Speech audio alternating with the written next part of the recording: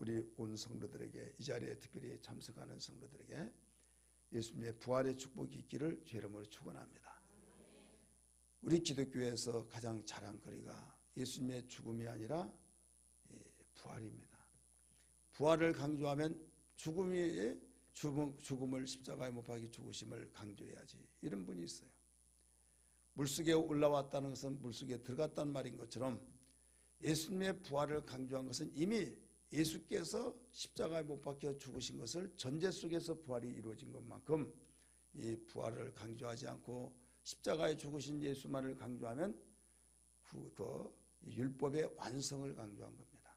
다 이루었도다 라고 말씀하신 것처럼, 그러나 우리는 이제 율법의 완성에서 머무른 것이 아니라 완성과 함께 재출발하는 그 시작이 바로 복음입니다.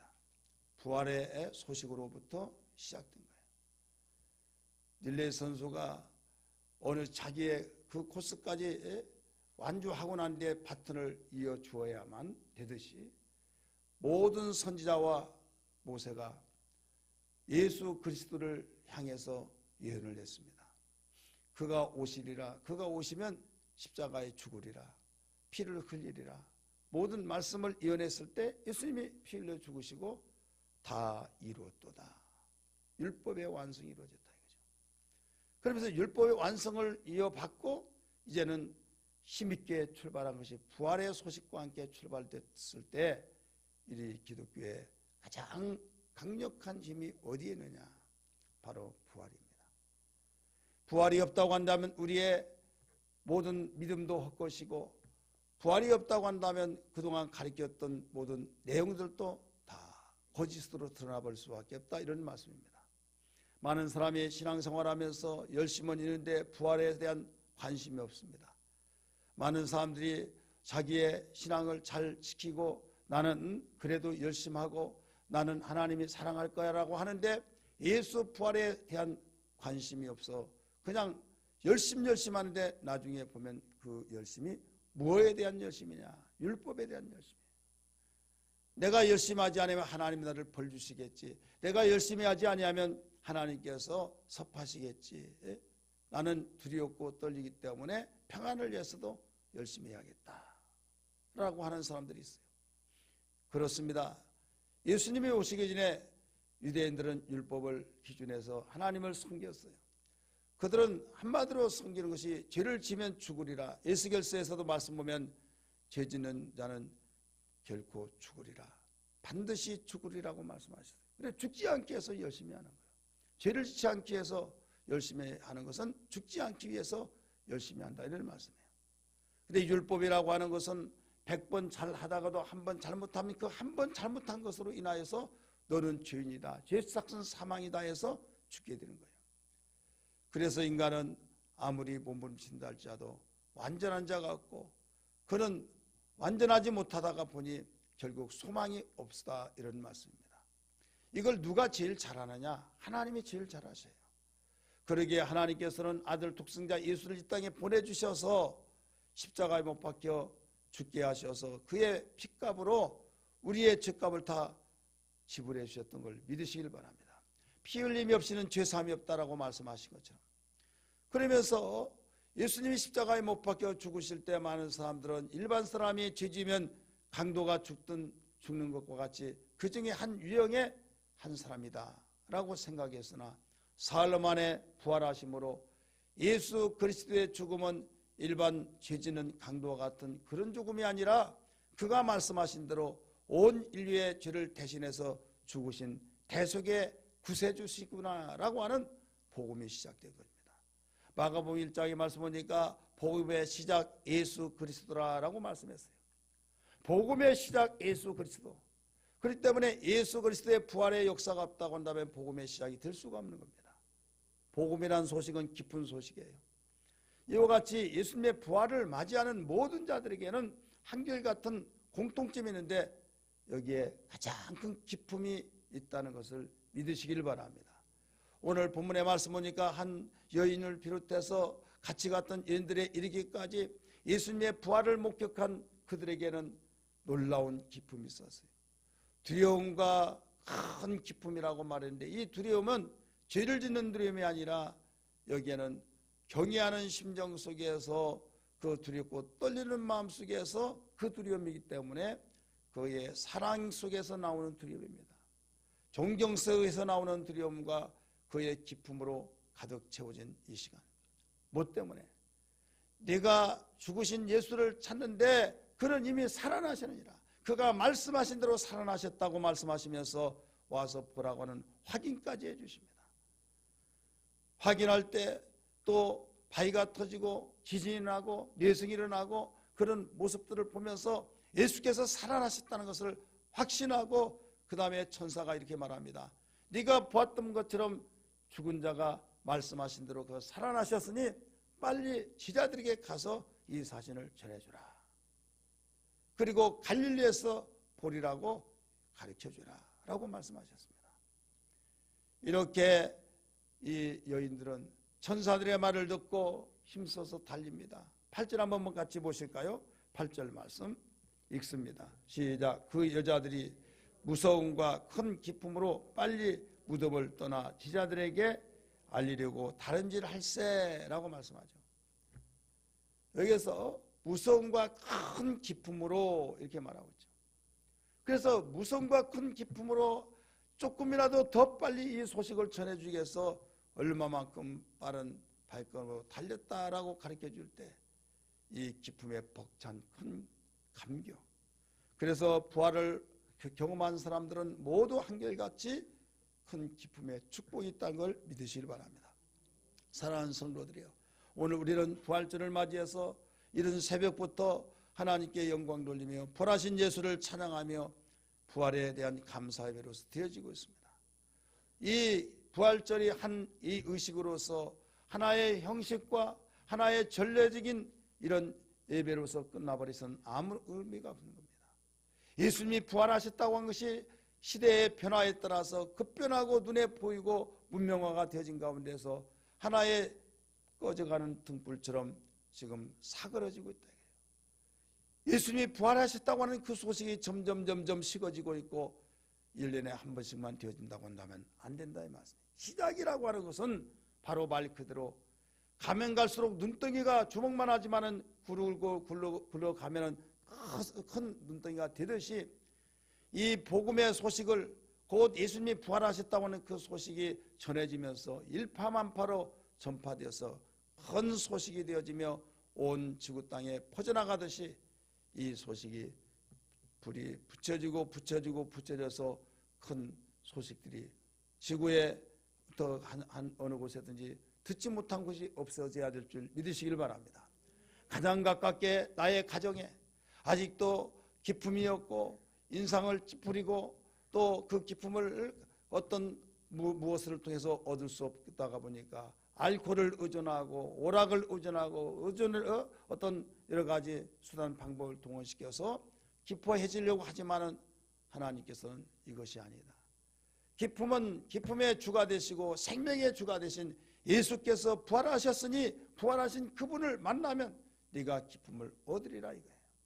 많은 사람들이 예수의 부활을 하나의 의미 없이 그냥 촛불 예배 드린다, 예수님 부활하셨다, 달걀 삶고 그거 나눠주고 그러면서 이게 부활절로 생각하면 오해다 이 말입니다. 예수님이 부활하셨다고 그 속에서는 기쁨과 감격과 마음속의 설렘과 예수가 부활하셨다라고 하는 이 기쁨을 우리에게 가장 가까운 사람들에게 전해주는, 예수님이 말씀하셨잖아요. 지자들에게 전하라고. 천사도 가르쳐줬잖아요. 예수님 내 형제들에게 너는 가서 빨리 이 사실을 전해주고 갈릴리에서 만나자고 하라라고 말씀하신 것처럼 기쁨이 없다고 한다면 말할 힘도 없습니다. 그러나 어떤 기쁜 소식을 들을 때 자리에서 벌떡 일어나고 미정미정 하다가도 시간이 흐르고 일어날 텐데 하면서도 어떤 기쁨이 없다고 한다면 거기에서 눌려져 버립니다.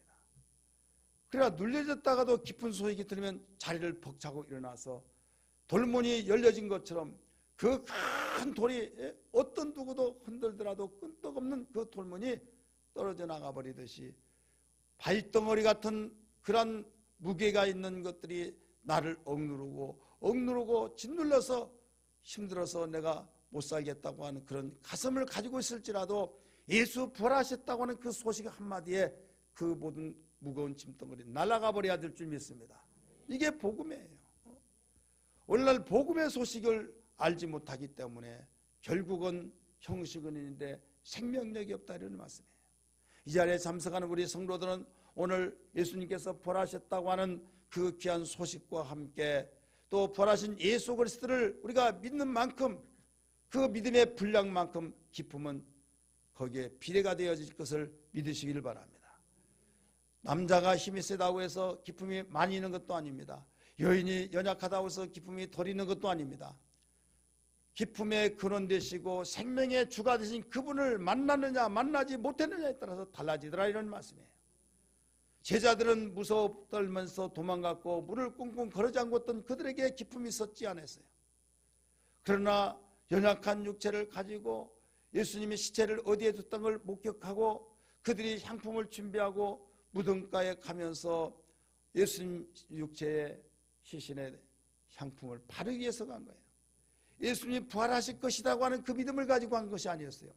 내가 사흘 만에 살아나리라고 하는 그 내용은 아무리 주님이 3번 4번씩 가르쳐 주셨지만 그 내용을 한 길 없고 흘러버렸어요. 그 당시에 죽음이 끝난 것이 죽음이 살아난다는 것을 마음속에 두지 않고 있는데, 그래서 예수님 죽으셨으니까 이제는 몰약을 쳐서 썩지 않게 만들고 방부 처리해서 조금이라도 더 오랫도록 보아야겠다라고 하는 그 심정 속에 사랑하기 때문에 아직 날이 새기도 전에 그 무덤가에 갔다 이런 말씀입니다. 무덤을 찾지 않았더라면 그들도 보지 못했어요. 무덤을 찾은 것은 단순한 찾는 것이 아니라 그를 사랑해 증거란 걸 믿으시길 바랍니다. 한마디로 말해서 부활하신 예수를 만나려면 오직 주님을 사랑해야 된다 이 말씀이에요. 주님을 뜨겁게 사랑한 사람은 주님을 향해서 발걸음이 가듯이 주님을 향한 마음이 그리로 향한다는 걸 믿으시길 바랍니다. 사람들은 예물을 보고 예물을 향해서 쫓아가고 있지만은 하나님은 중심을 보시기 때문에 중심을 따라서 움직여진 것을 알아야 될 줄 믿기 바랍니다. 나는 중심을 보느니라. 사람들은 예물을 보지만 나는 중심을 본다고 사무엘 선지자를 통해서 가르쳐 주셨듯이 오늘 우리는 마음과 성품과 뜻을 다하여 주 하나님을 사랑하라고 주님이 이 땅에 오셔서 가르쳐 주셨던 것처럼 우리의 마음이 옆으로 흐트러지고 있는 이 시대에 주여 부활절을 통해서 무엇보다도 주님을 사랑하는 여인들처럼 주님을 향할 수 있는 마음과 뜻과 성품이 주님을 지향하게 하여 주시고 주님을 향하는 뜨거운 사랑이 농도가 짙어지게 하여 주옵소서. 이때 주님을 향할 때 부활하신 주님이 우리 속에 함께 하시고 역사하시고 만나주신 것을 알아야 될 줄 믿기 바랍니다. 처음에는 천사가 일러줬습니다. 네가 죽었던 예수를 찾느냐? 이미 살아나느니라고 말하시면서 산자를 어찌하여 죽은 자 가운데서 찾으려고 하느냐라고 말했어요. 와서 보라 가르쳐주면서 살아났다고 하면서 너는 빨리 제자들에게 가라고 말씀했어요. 그런데 그 여인들이 천사들의 말을 듣고 제자들에게 가는 도중에 예수님을 만났습니다. 우리 성경 9절 말씀 볼까요? 시작. 예수께서 그들을 만나 이르시되 평안하냐? 아멘. 평안하냐? 처음에는 천사가 예수가 살아났다고 증거해 줬어요. 그 말을 가지고 지금 제자들이 달려가고 있습니다. 달려가고 있는 도중에 지금 예수님을 만나게 됩니다. 너에게 평안하냐? 그러면서 선생님 하면서 그를 붙잡고 경배했다라고 가르쳐주고 있지 않습니까? 자, 여기에서 우리는 무엇을 발견할 수 있습니까? 예수께서 부활하셨는데 부활하신 주님을 만난 자는 첫째로 기쁨을 얻게 되고, 기쁨도 그냥 기쁨이 아니라 큰 기쁨을 얻게 되고, 두 번째는 평안을 얻게 된다 이런 말씀입니다. 평안 얻기를 원하시면 아멘 하시기 바랍니다. 큰 기쁨 얻기를 원하시면 아멘 하시기 바랍니다. 예수님은 좋으신 분입니다. 하나님은 좋으신 분이 있어 좋은 것을 주신다고 말씀하시는데 우리에게 필요한 것들이 얼마나 많습니까? 근데 그런 것을 공급시켜 주시 아니하고 여기에서 큰 기쁨과 평안을 주신 것은 왜 그럴까요? 우리는 나에게 만족 욕구를 채우기 위해서 이것도 주세요 저것도 주세요 하면서 손가락이 모자랄 정도로, 양손이 모자랄 정도로 이것을 저것을 달라고 해서 주었을 때는 기뻐하겠지만 돌아서서 이게 수가성 여인처럼 갈증을 느끼는 그런 기쁨이 될 수밖에 없다, 이런 말씀이에요. 내가 주는 기쁨은 네 속에서 생수의 샘이 솟아나리라. 할렐루야. 그렇기 때문에 주님이 주신 그 기쁨, 왜 주님께서는 큰 기쁨을 주셨나요? 왜 평안을 주셨나요? 세상을 살아가는데 전천후의 특효약이 바로 기쁨과 평안입니다. 여기에 기쁨 반대는 뭡니까? 슬픔이죠. 슬퍼하고 기로워하고 또 두려워하고, 이 두려움이라는 것은 피말르는 거예요. 두려움이라는 것은 제대로 소화도 되지 않고 결국은 병이 생기게 됩니다. 요한일서 4장 8절의 말씀 보니까 두려움에는 형벌이 따른다. 두려움에는 형벌이 따라서 결국은 나에게 아무리 평안하고 아무리 안전하고 아무리 나에게 행복한 것 같을지라도 모든 것이 부서지기 시작하는 겁니다. 사랑하는 성도들이요, 우리는 과거보다 현재보다 미래 더 잘 살고 더 좋은 세계가 오기를 간절히 고대 기다리면서 그렇게 되리라고 믿고 나가지만요, 그러한 것이 아무리 좋은 여건이 충족된다 할지라도 거기에서 기쁨과 평안이 있을 수 있는 것이 아니란 걸 믿으시기를 바랍니다. 왜? 세상의 기쁨은 모든 것이 있을 때는 괜찮지만 없을 때는 다 무너질 때는 같이 무너져 버린 거예요. 세상의 것이 무너지지 않는다 할지라도 그러한 것들이 언제 무너지지 않나 두려웠고, 모든 염려와 근심과 이런 것을 앞에 끌어놓고 있기 때문에 항상 그들은 불안 속에서 헤어날 수가 없는 겁니다.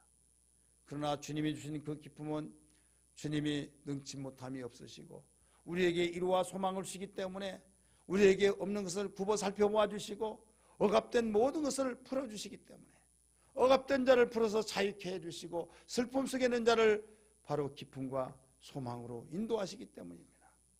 그렇기 때문에 물질의 두려움, 건강의 두려움, 때로는 내 아이의 자녀 때문에 두려움, 나의 사업 현장 때문에, 직장 때문에 두려움, 질병 때문에 두려움, 가지가지 수많은 두려움이 우리를 언습해 올 때 무엇으로 이겨나갈 수 있겠습니까?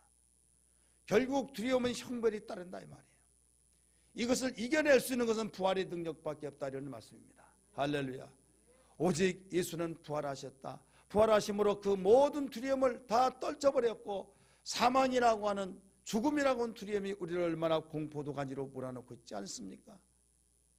그래서 똑같은 병이라 할지라도 고통스러운 건 똑같은 병인데 당신은 얼마 살지 못합니다.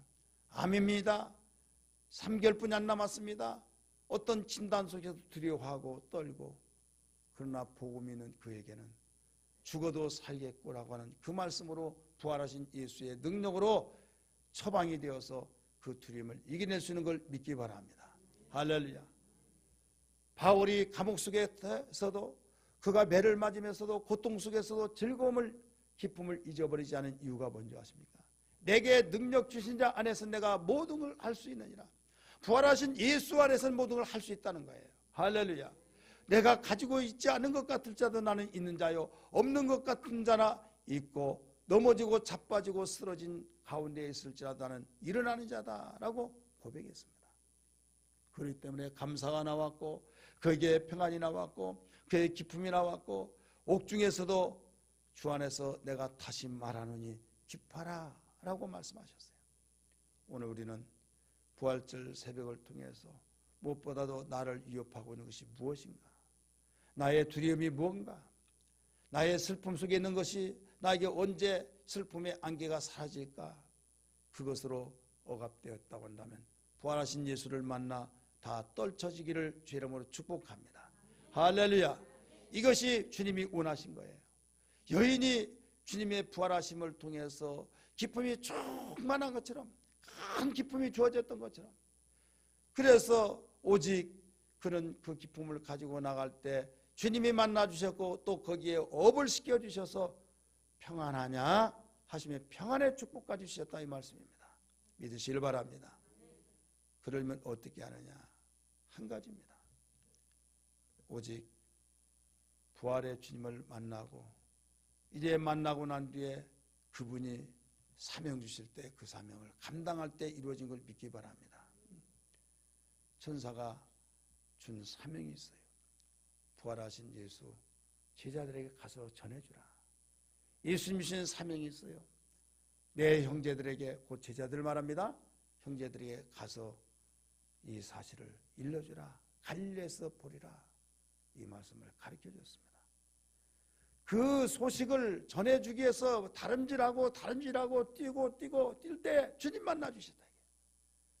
그렇기 때문에 오늘날 복음 증거는 우리에게 부활하신 주님의 놀라운 큰 축복과 평강과 기쁨을 우리에게 얻는 절호의 기회란 것을 알아야 될 줄 믿기 바랍니다.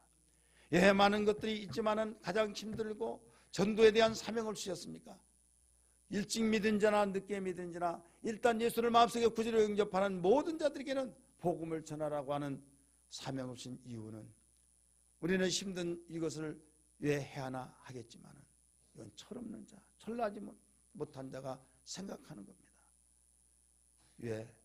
우리에게 주시고자 하는 하나님의 그 기쁨, 여러분이 자녀에게 무엇인가 좋은 것을 주고 싶은 기쁨이 있잖아요. 그러면서 손 씻고 와라, 너 이걸 하라 저걸 하면 그것이 굉장히 못마땅하게 여기는 철나지 않은 자녀처럼 복음을 증거하라고 하는 것은, 부활의 메시지 복음을 증거하라고 하는 것은 다른 것이 아니에요.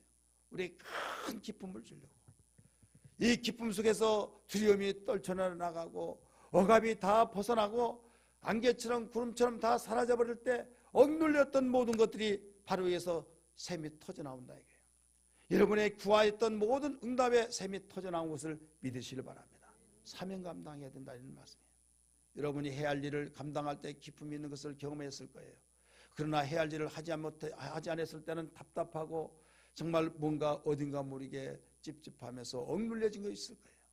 왜 그러냐? 오늘 이 말씀처럼 똑같습니다. 그래서 오늘 시간에 주님 나에게 사명 감당하게 하시고 5312 전도를 통해서도 감당케 하여 주시고 나에게 사이에 맡겨진 그 직분을 잘 감당케 하여 주옵소서. 그리하여 부활하신 주님 나를 찾아주셔서 큰 기쁨과 평안을 축복으로 흔들어 눌러 덤치도록 안겨 주옵소서 라고 하는 귀한 축복의 역사가 임하기를 주님으로 축원합니다. 할렐루야.